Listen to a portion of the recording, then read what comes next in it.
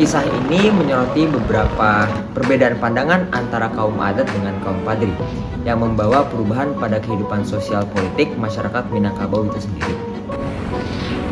Meski ambisinya dapat dikatakan sangat besar, namun pada akhirnya Rabiah tak bisa melawan takdir yang lebih besar dari dirinya.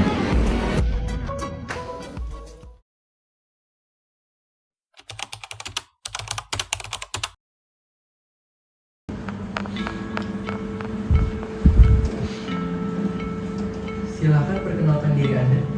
Perkenalkan, nama saya Kristen Wildan. Saya Syadana. Saya Alvara Kirani. Saya Muhammad Sidki Abrar.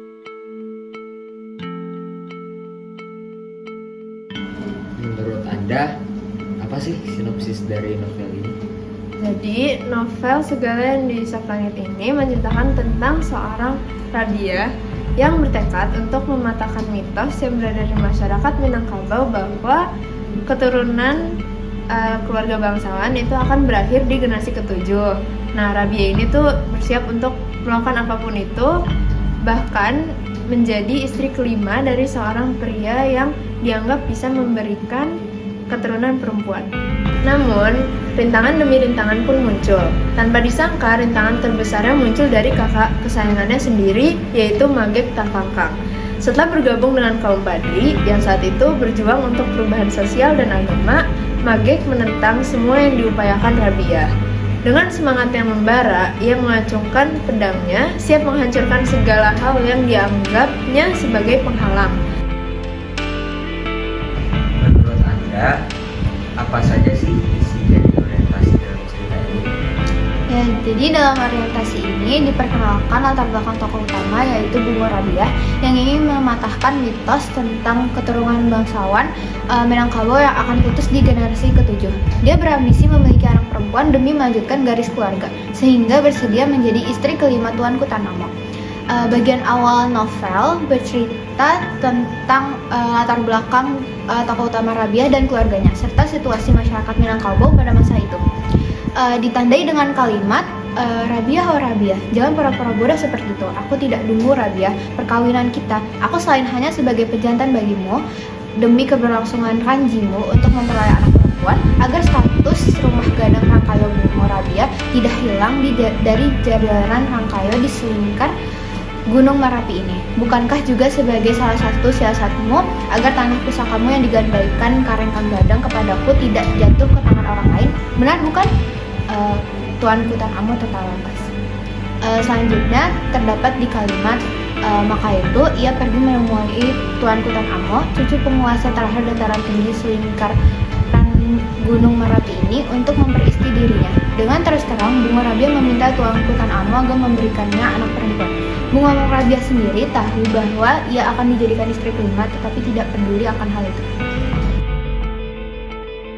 Menurut Anda, apa yang diungkapkan dalam bagian rangkaian peristiwa? Nah, pada bagian rangkaian peristiwa ini, bagian ini tuh dimulai dengan terungkapnya konflik dalam keluarga si Rabiah itu sendiri, terutama dengan sang kakak yaitu Magek Takangkang, yang pada akhirnya yaitu bergabung dengan kaum Padri dari utara. Magek yang dulunya mendukung secara penuh Rabiah, sekarang justru menjadi penghalang utamanya Rabiah dalam kehidupannya. Disinilah mulai terlihat dualitas antara adat lama Minangkabau dan puritanisme Islam yang dibawa oleh kaum Padri dari utara. Bagian ini juga memaparkan konflik yang berkembang, terutama terkait dengan perubahan zaman dan transisi kekuasaan. Kisah ini menyoroti beberapa perbedaan pandangan antara kaum adat dengan kaum Padri yang membawa perubahan pada kehidupan sosial politik masyarakat Minangkabau itu sendiri. Lalu ditandai dengan apakah bagian pengungkapan cerita pada novel tersebut? Nah, bagian pengungkapan cerita pada novel itu ditandai dengan beberapa kejadian dalam beberapa kalimat. Antara lain, inilah jalannya. Agar semuanya lepas, tidak cukup hanya dibasuh dengan air mata penyesalan setiap malamnya. Tidak cukup hanya dengan sujud setiap malamnya. Agar jiwa ini dapat menerima, kutanggalkan juga gelar Datuk Raja Malik ini. Sekarang namaku Kasih Raja Malik. Juga bagian pengungkapan peristiwa ini terdapat dalam kalimat, saya telah memilih jalan ini tuanku, maka saya pun akan berjuang sampai titik darah penghabisan tuanku. Selanjutnya terdapat juga beberapa kejadian yang menandakan bahwa ini loh bagian pengungkapan peristiwa. Antara lain ialah gelar kepala sepuh Datuk Raja Malik telah ia lepaskan 5 tahun lalu sejak ia memutuskan bergabung dengan kaum Padri dari utara dan kemudian menjadi panglima kepercayaan Tuanku Imam.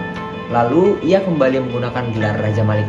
Kali ini bukan sebagai seorang datuk si pemimpin suku, melainkan sebagai seorang Kasim si pembasmi hawa nafsu, menebas segala yang haram, Kasim Raja Malik. Menurut Anda, apa sih bagian menuju konflik dari cerita ini? Menurut saya itu ketika Magek yang udah menganut ideologi Padri mulai memberontak dan menghancurkan keluarga dan tradisi lamanya.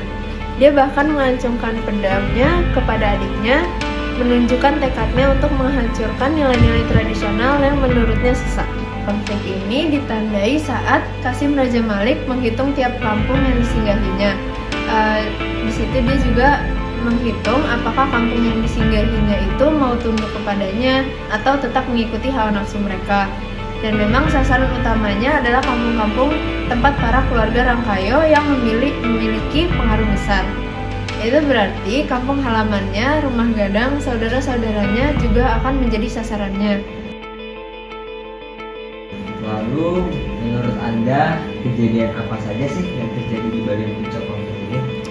Ya, jadi di puncak konflik ini terjadi benturan yang keras antara Magek dan Rabiah.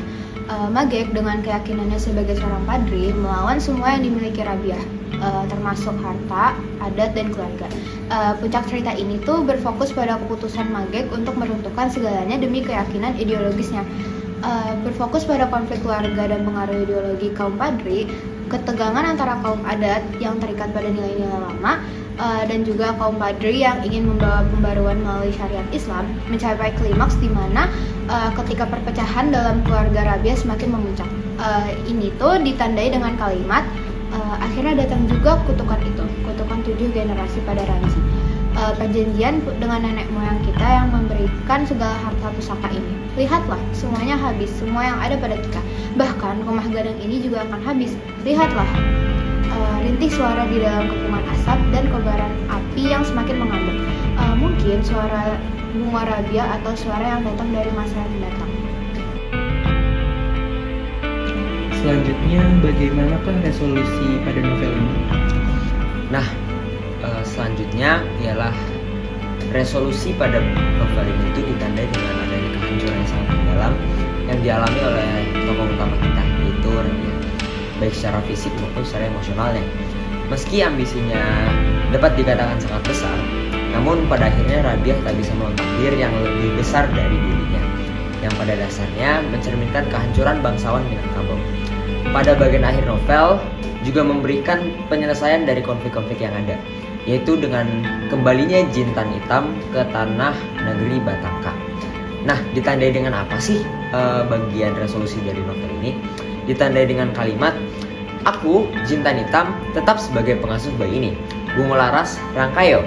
Teriakannya begitu sangat keras, hingga menggema ke seluruh negeri, menggema ke masa yang akan mendatang.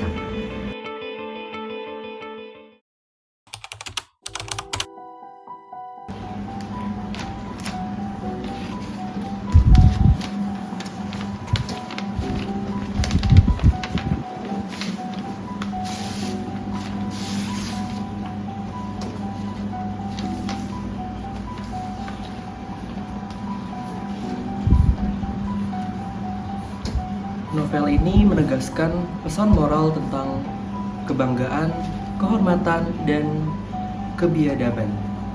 Ambisi Rabiah menjadi simbol dari kekuatan manusia yang mencoba melawan arus takdir.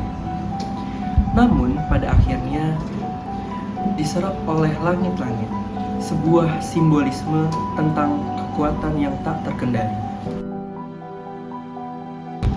Menurut Anda, apa saja nilai-nilai yang terkandung dalam novel ini? Nilai-nilai yang bisa kita ambil dari novel yang menggambarkan cerita ini, yang pertama itu merupakan nilai budaya, di mana novel ini banyak mengandung dan mengungkapkan budaya lokal yang terkait dengan adat istiadat masyarakat setempat, termasuk penggunaan artefak yang khas dan juga melalui penggambarannya dalam kegiatan sehari-hari.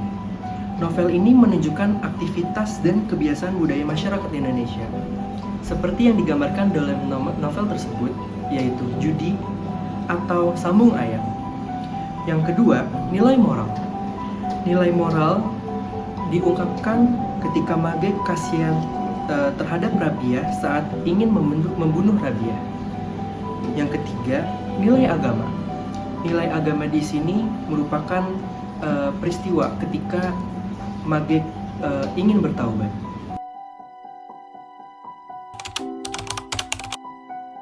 Selanjutnya masuk daripada ciri kebahasaan novel ini.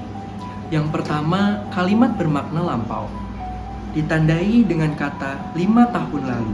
Pada kalimat gelar kepala suku, Datuk Raja Malik telah ia lepaskan 5 tahun lalu sejak ia memutuskan bergabung dengan Padri. Yang kedua, semakin mantap keinginan Magek Takangkang untuk bertaubat dan melepaskan dirinya dari segala dosa di masa lalu. Pada kata masa lalu. Yang ketiga, pada kata 5 tahun belakangan ini, yaitu pada kalimat 5 tahun belakangan ini, badan Karengkang Gadang memang jauh menyusut. Ciri kebahasaan yang kedua, yaitu menyatakan urutan waktu. Yang pertama, pada kata selang kemudian, pada kalimat selang kemudian setelah kelahiran Karengkang Gadang, barulah Magek Takangkang pulang. Ia tersedak. Bunga Rabiah telah menimpang bayi dan ia kembali tersedak. Wajah bayi itu mirip dengan wajahnya. Yang kedua, kata lalu. Pada kalimat lalu ia kembali memakai gelar Raja Malik. Kali ini bukan sebagai seorang datuk si pemimpin suku, melainkan sebagai seorang Kasim si pembasmi hawa nafsu, menebas segala yang haram Kasim Raja Malik. Ciri kebahasaan yang ketiga yaitu kata kerja material. Pada kata mengaduk, pada kalimat cepat, kau saja yang menghampiri Jintan, biar ku gantikan kau mengaduk Bulan. Tanya apa maunya, bukankah kau sayang kepadanya? Sindir Bunga Rabiah. Yang kedua, pada kata mengentakkan. Pada kalimat ini, Kasim Raja Malik mengentakkan ujung pedangnya ke lantai. Ciri kebahasaan yang keempat, kalimat tak langsung. Ditandai dengan jagalah kemurnian rahim ini untuk terus menjaga keturunan Rangkayo di rumah Gadang ini. Cintailah saudara laki-lakimu itu, hanya ia yang menjagamu, bukan suamimu kelak yang akan menjagamu. Dan kau harus mempunyai keturunan anak perempuan, agar kita tidak punah, agar keturunan Rangkayo ini dari rahim ini tidak habis sampai di dirimu. Rabiah, ingat, kau adalah keturunan ketujuh, dan kutukan kepunahan pada keturunan ketujuh akan menghantuimu. Namun, kau masih dapat menghindarinya, kau masih bisa menyelamatkannya. Dengan cara menjaga kemurnian rahim dan darah yang akan menetes di dalamnya. Ingat-ingatlah itu Rabiah. Ciri kebahasaan selanjutnya, kata kerja mental. Pada kata menyadari, pada kalimat matanya sembab dan air matanya tak berhenti berlinang. Ia telah menyadari dosa-dosanya yang terlalu berat. Yang kedua, pada kata memilih, pada kalimat saya telah memilih jalan ini tuanku, maka saya pun akan berjuang sampai titik darah penghabisan tuanku. Ciri kebahasaan selanjutnya, tanda petik. Ditandai dengan kalimat kasihanilah, terdengar suara Bunga Rabiah memelas. Yang kedua, Karengkang Gadang, kau lihat betapa sayangnya ibumu itu kepada kau. Ciri kebahasaan yang terakhir yaitu kata sifat. Ditandai pada kata syahdu. Pada kalimat suasana syahdu di rumah Gadang itu pun pecah antara erangan tuanku Tan Amo dari dalam ruangan rumah Gadang dan suara mual Jintan hitam di jendela dapur rumah Gadang Rangkayo. Yang kedua ditandai dengan kata mungil. Pada kalimat oh bunga laras, bayiku yang mungil, senyummu sungguh mirip dengan senyum ayahmu, tuanku laras. Lirih Bunga Rabiah sambil menyukai bayinya.